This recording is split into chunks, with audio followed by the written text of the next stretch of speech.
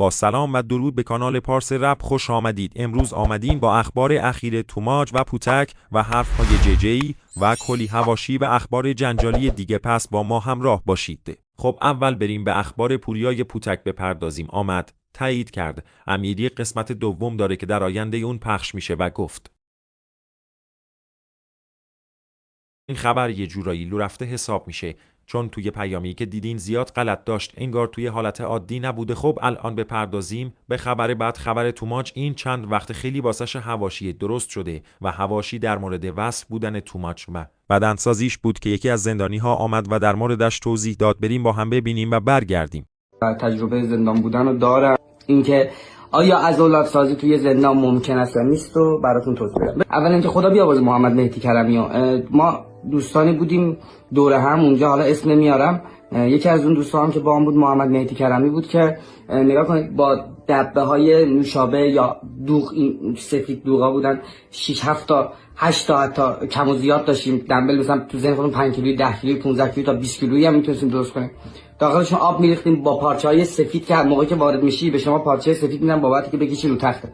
اون پارچه‌ها رو اینجوری به حالت انقدر دراز میبریدیم، دور اونها رو محکم میبستیم، دنبل برای خودمون درست میکردیم و پارچه رو دراز آماده میگرفتیم، اینجوری بلند میگرفتیم از اون طبقه سوم تخت یه پارچه رو اینجوری میکشیدیم که حتی ما این حرکت حالا اسمش نمیدونم چیه اینم میزد. امکان این هست که شما پروتئین گینر و یا 1001 داستان دیگه وارد زندان کنید؟ جواب این بله هست. باید برنامه غذایی خفن داشته باشی و فلان کنید. دوستان بذار من یه توضیح بدم. این برنامه غذایی خفن توی زندان پوله. اگه پول داشته باشی برنامه غذایی خفن میتونی داشتی، چون توی زندان دکه گوش برات میاره به سفارش، مرغ میاره، فیله میاره، ماهی میاره و یه جایی هست که بهش میگن چراخونه که داخلش 3 تا 6 تا اجاق گاز داره که نوبتی میتونی وایسی که غذای زندان رو نخوری، غذا تو خودت بتونی درست کنی.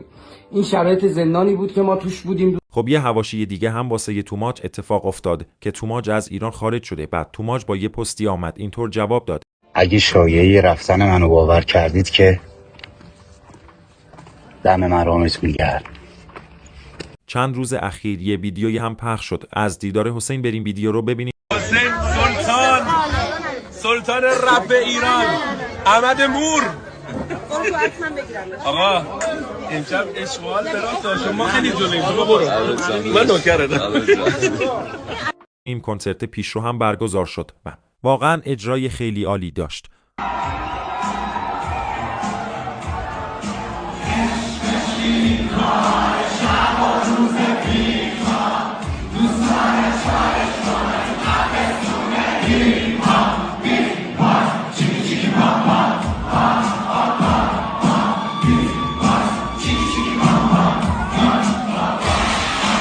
خب این روزا فری استایل حسین خیلی ترند شده. بریم با هم گوش بدیم.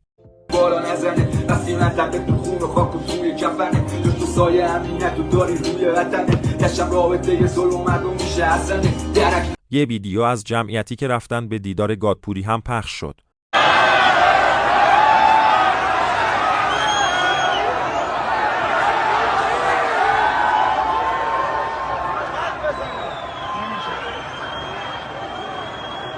جی آمد و در مورد کنسرت ویلسون حرف زد و از اون تعریف کرد و ازش حمایت کرد. بعد آرتیست کامل باید ببینی دیگه. میگم اون که میام قضاوت میکنن اوه سامان تموم شد، نه، اون هنوز یه ورس می‌نویسه. کل رپرهای الی و اینایی که میان مسخره میکنن و اینا کلشون رو میشونه میره کنار. این نظر منه. خب دوباره بین پوریا آدریت و زیر و تونیبان کی درگیری شده. بریم حرفای پوریا رو بشنویم. رپ فارسی خیلی جالبه حاجی. یه زمان برکی هرچی کسشر میگفتیم یارو جواب نمیداد، میگفت مثلا چیز آندروید پایینه، ضعیفه، فلان، به ما نمیخوره، پلیش پایینه، نمیدونم کسشر دیگه. الان باحال شده، برعکس شده. یارو میاد هی بالا پایین میپره بهش فوش بدم. به سر آروم باش. خب پوریا پوتک اعلام کرد که میخواد 2 نفر از کنسرت که قرار به زودی برگزار شه رو میخواد اوکی کنه که با هم فیت بدن و گفت چه اشخاصی هستن و چه اشخاصی توی آلمانن. خب توی این کنسرت ممکنه شاهد فیت حسین و پیشرو باشیم. خب امیدوارم از ویدیو لذت برده باشید. لایک و نظرتون رو در مورد این ویدیو بگید تا ویدیوی دیگه. بدرود.